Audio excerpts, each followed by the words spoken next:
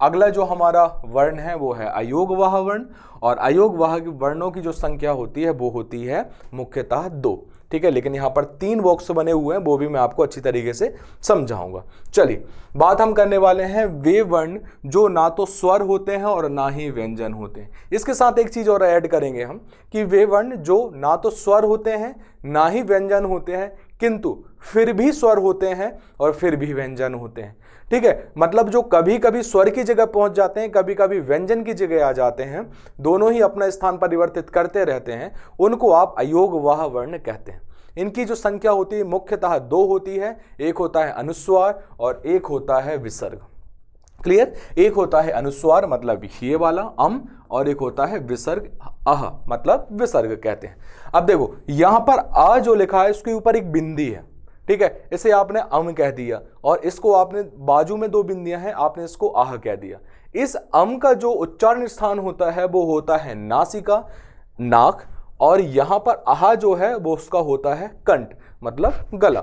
इस अम को कहते हैं अनुस्वार और इस आह को कहा जाता है विसर्ग। ठीक है, तो एक चीज हम यहां पर समझते हुए चलेंगे कि यहां पर मैंने कहा है कि ये कभी कभी स्वर के स्थान पर भी आ जाते हैं और कभी कभी व्यंजन के स्थान पर भी आ जाते हैं। ऐसा क्यों होता है, इस चीज को हम क्लियर करते हैं। जैसे मान के चलिएगा एक शब्द लिखा हुआ है तंत्र, ठीक है, एक शब्द यहां पर लिखा हुआ है तंत्र। अब तंत्र को लिखते समय क्या हुआ है कि यहां पर जो बिंदी लगी हुई है, जो बिंदी लगी है वो अम के रूप में लगी हुई है। ठीक है, और अम को आज तक हमने देखिएगा आ लगा है, आ मतलब एक स्वर, उसके ऊपर एक बिंदी लगी है, तो हम इसे किस में ले सकते हैं? तो आप कहेंगे सर हम इसे आज तक जो पढ़ते हुए आए हैं वो तो हमने पढ़ा हुआ है स्वर, तो इतना तो क्लियर है कि स्वर है। लेकिन आप कहेंगे सर ये व्यंजन के रूप में कैसे आता है, हमें ये भी बताइए। तो व्यंजन के रूप में ऐसे आता है कि मैंने ये तंत्र लिखा है, जब तंत्र शब्द को यदि आप हल्का सा तोड़कर लिखेंगे तो इस बिंदी को कैसे क्या लगा के लिखेंगे? आप ना लगा कर लिखेंगे। इतना तो क्लियर है, ना लगा के लिखा। तो अब ये जो ना है वो आप मुझे बता सकते हैं स्वर है या व्यंजन है?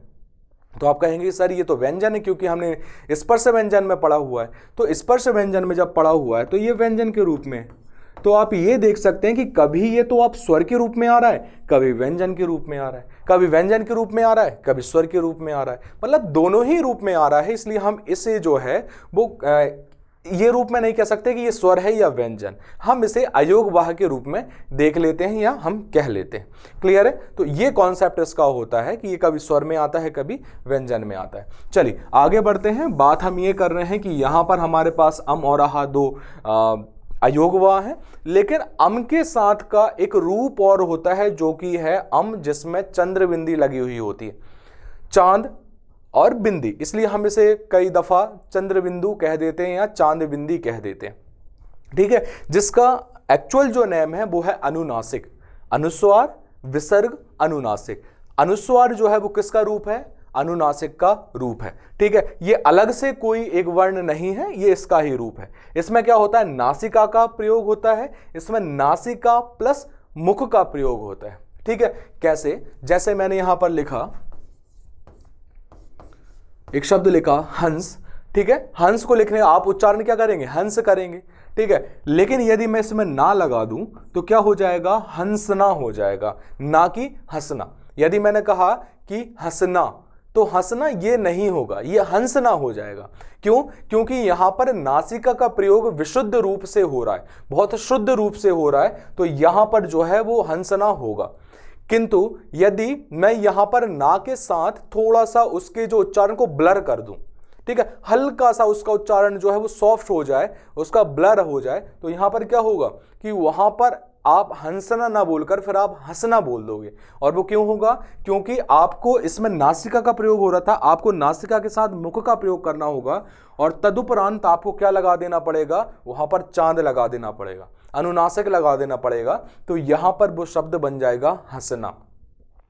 क्लियर है? जैसे यहां पर लिखा हुआ है चंद्र, तो ये चंद्र हो गया। ठीक है, लेकिन आप चंद्र को यदि आप चांद लिखना चाहते हो जिसमें आप थोड़ा सा ना का प्रयोग कम करना चाहते हो, ठीक है, तो वो हो जाएगा चांद। तो चंद्र और चांद में जो नासिका का प्रयोग है वो अलग अलग हिसाब से हो रहा है, अलग अलग रूप में हो रहा है। इसलिए हम कभी कभी अनुस्वार लगा हुआ देखते हैं और कभी कभी जो है वो हम अनुनासिक लगा हुआ देखते हैं। तो हम ये कह सकते हैं कि जैसे हम कहते हैं ना कि यार कोई चाय है जो कि बिल्कुल शुद्ध रूप से बनी हुई है, शुद्ध दूध से बनी हुई है, जिसमें बिल्कुल भी मिलावट नहीं है, ठीक है, तो वो एक अलग है। लेकिन उसी के साथ में यदि मैंने हल्का सा उसमें पानी मिला दिया है तो हल्का सा उसका स्वाद जो है वो चेंज हो जाएगा, ठीक है, हल्की से जो है वो आपको दूध का टेस्ट थोड़ा सा कम लगेगा।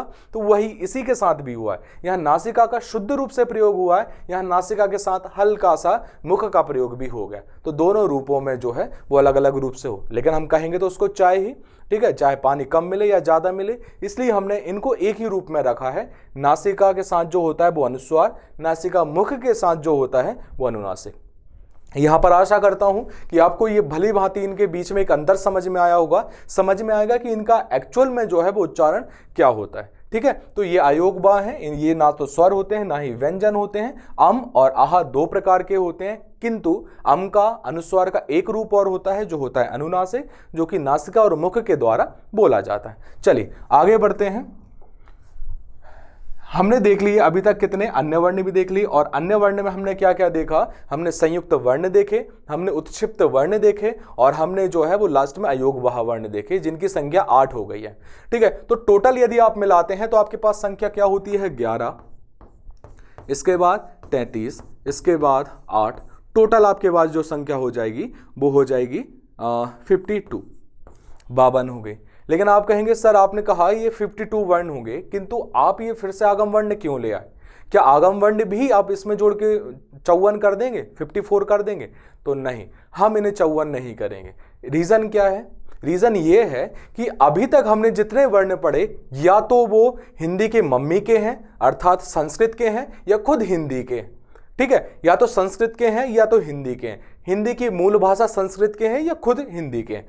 किंतु अब यहां पर जो हम वर्ण देखने वाले हैं उनका प्रयोग हिंदी में तो होता है, किंतु वो ना तो संस्कृत के हैं ना हिंदी के हैं, वो किसी विदेशी भाषा से जो है वो हमारी हिंदी में प्रयोगित किए जाते हैं या उनका प्रयोग होता है। इसलिए हमने इन वर्णों को हमारे वर्णमाला में रखा तो है, किंतु ये हमारे 52 वर्णों में सम्मिलित नहीं है, हमारे 52 वर्णों में इनका रूप नहीं देखा गया है। इतना क्लियर है? आगे बढ़ते हैं, इनके बारे में समझते हैं। तो देखिएगा इसके क्या लिखा हुआ है, ये लिखा हुआ ऐसे वर्ण जो किसी अन्य भाषा से हिंदी भाषा में लिए गए हैं, ठीक है, किसी अन्य भाषा से हिंदी भाषा में लिए गए हैं, उन्हें आगम वर्ण कहा जाता है। आगम वर्ण भी कहते हैं, और एक शब्द और इनके साथ जुड़ता है आगत वर्ण। आगत का मतलब होता है आना, ठीक है, जैसे हम कहते हैं आगमन, किसी का आगमन हुआ मतलब आए हुए हैं, तो यहीं पर आगम मतलब आए हुए वर्ण। क्लियर? तो यहां पर आगत वर्ण हुए। हमारे पास संख्या 2 है। पहला है आ के ऊपर एक चंद्र बिंदी लगी है, किंतु बिंदी नहीं लगी है, चांद तो लगा है लेकिन बिंदी नहीं लगी है। एक तो ये होता है, इसका जो उच्चारण होता है वो होता है औ। क्या होता है? औ। जैसे हम कहते हैं डॉक्टर, हम जैसे कहते हैं ऑफिस, ठीक है, हम जैसे कहते हैं बॉल, जैसे हम कहते हैं बॉय, ठीक है, यहां पर जो लग रहा है वो क्या होगा, जैसे आप बॉय लिखोगे तो बॉय में आप ऊपर जो है वो चांद लगा दोगे बिना बिंदी का, तो ये हो जाएगा आपका बॉय। क्लियर है? तो यहां पर जो है वो निरानुनासिक का प्रयोग हुआ है, तो इसे आप कहते हैं निरानुनासिक वर्ण। अनुनासिक किसे कह रहे हैं? जिसमें बिंदी लगी हुई है। निरानुनासिक किसे कह रहे हैं? जिसमें केवल चांद लगा हुआ है, वो आपका निरानुनासिक होगा। अब आप कहेंगे सर इसका प्रयोग होता कहां है, कहां पर इसका प्रयोग किया जाता है? तो इसका प्रयोग किया जाता है जब आप अंग्रेजी शब्दों का हिंदी रूपांतरण करते हैं, ठीक है। अब जैसे मैं बात करूं, ये शब्द लिखा हुआ है बॉय, तो ये बॉय शब्द जो है वो हिंदी का है या अरबी का है या फारसी का है? नहीं है ना, ये है इंग्लिश शब्द, ये इंग्लिश का है, अंग्रेजी का है। अब मैंने क्या किया, इसी बॉय शब्द को मैंने हिंदी रूपांतरित कर दिया, इसे मैंने देवनागरी स्क्रिप्ट में लिख दिया। तो मैंने क्या लिख दिया? मैंने लिख दिया इस तरीके से लिख दिया। अब देखो ये बॉय शब्द भी अंग्रेजी का ही है, हिंदी या देवनागरी स्क्रिप्ट लिखने के बाद ये आपका हिंदी का नहीं हुआ, ये है अंग्रेजी का ही, बस मैंने उसकी स्क्रिप्ट चेंज कर दी। तो हुआ क्या कि यहां पर ये बॉय शब्द के ऊपर जो है वो इस तरीके से शब्द लग गया। तो एक बात आप इस चीज से समझ सकते हैं, यदि किसी भी शब्द के ऊपर यदि निरनुनासिक शब्द का प्रयोग होता है या निरनुनासिक चिन्ह का प्रयोग होता है, वो आपका 100% जो है वो अंग्रेजी या उससे प्रभावित भाषाओं में ही हो सकता है। फ्रेंच का हो सकता है या फिर अंग्रेजी का हो सकता है, ठीक है। तो इस तरीके की भाषाओं का प्रयोग हो सकता है, ठीक है, या आपका हिंदी और संस्कृत का नहीं हो सकता है, ठीक है। बाकी कह सकते हैं कि अंग्रेजी के समान जो भाषाएं हैं, अंग्रेजी का रूप की जो भाषाएं हैं, जो उसके स्वभाव की भाषा हैं, उनका ही रूप होगा, संस्कृत और हिंदी का कभी भी नहीं होगा। चॉकलेट शब्द लिखा है, तो चॉकलेट शब्द क्या संस्कृत का है या हिंदी का है? बिल्कुल नहीं है, ये किसका है? आपका अंग्रेजी का शब्द है। ऑफिस लिखा हुआ है, क्या ऑफिस शब्द जो है वो आपका संस्कृत या हिंदी का है? बिल्कुल नहीं है, ये आपका अंग्रेजी का है। जितने भी आप देखेंगे आपको यही मिलेगा, ठीक है। तो बॉल शब्द जो है वो भी आपका इसी का होगा। तो इस तरीके से यहां पर निरनुनासिक वर्ण केवल कहां लगता है? अंग्रेजी शब्द के हिंदी रूपांतरण में। अगला वाला देखते हैं। अगला वाला एक साइन है जो कि कुछ वर्णों के नीचे लगता है, कुछ व्यंजनों के नीचे लगता है। जैसे का के नीचे लगा हुआ दिख रहा है, फा के नीचे लगा हुआ दिख रहा है, जा के नीचे, खा के नीचे, गा के नीचे ये लगा हुआ दिख रहा है। तो इसे आप जो है वो क्या कहेंगे? इसे आप कहेंगे नुक्ता। इसे आप क्या कहेंगे? आप नुक्ता कहेंगे, ठीक है। अब ये नुक्ता का उच्चारण करने में क्या होता है? कंपन हल्का सा ज्यादा होता है, वाइब्रेशन हल्का सा ज्यादा होता है, ठीक है। आप इन्हें नुक्ता वाले वर्ण कह लेते हैं या आप इन्हें तल बिंदु वाले वर्ण कह लेते हैं। उसमें एक हल्का सा एक छोटा सा साइन लगता है, ठीक है। कहां पर प्रयोग होता है? अरबी, फारसी, उर्दू वाले शब्दों में इनका प्रयोग होता है। जैसे यदि मैं बात करूं तो यदि लिखा है जहन्नुम, तो यहां पर एक शब्द लिखा हुआ है जहन्नुम, तो आपको देखो जा के नीचे एक बिंदी दिखेगी, इस बिंदी को जो है वो कहा जाता है नुक्ता, या कह सकते हैं आप इसे तल बिंदु वाले वर्ण कह सकते हैं।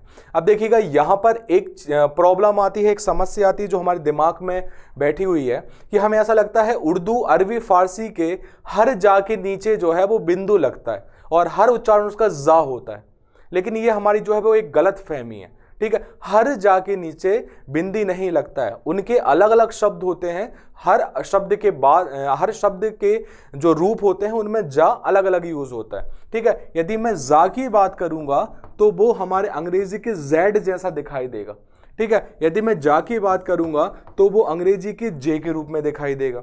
जैसे मैं बात करता हूं, कुछ लोग जो है जावेद बोलते हैं, बट जावेद नहीं होता, वो जावेद होता है। क्यों? क्योंकि यदि आप जावेद शब्द को आप लिखेंगे तो हमेशा आप ऐसे देखकर देखेंगे अपन, ठीक है। उसमें जे लगेगा, ना कि जा लगेगा, ना कि जेड लगेगा, ठीक है। तो ये जावेद हो गया। लेकिन जहन्नुम को यदि मैं लिख रहा हूं तो जहन्नुम को लिखते समय या आप जो है वो आप इस तरीके से लिख लेते हैं। तो जहन्नुम लिखते समय आप जेड का प्रयोग करते हैं। तो जब आप इसमें जेड का प्रयोग करते हैं तो वहां पर आप जा लगाते हैं, ठीक है, और जहां पर जे का प्रयोग करते हैं आप वहां पर जा लगाते हैं। तो दोनों में हल्का सा फर्क है, ठीक है। तो ये हमने आज पूरे के पूरे वर्णों को पढ़ा, वर्णों के प्रकारों को समझा। वर्णों के प्रकार में जो हमारे पास 52 है हमने उनके अतिरिक्त भी पढ़ा जहां से प्रश्न बन जाते हैं, ठीक है। अगली वीडियो में, अगली क्लास में हम जो है वो संधि को डिस्कस करेंगे, संधि को समझेंगे। तब तक के लिए धन्यवाद। जय हिंद।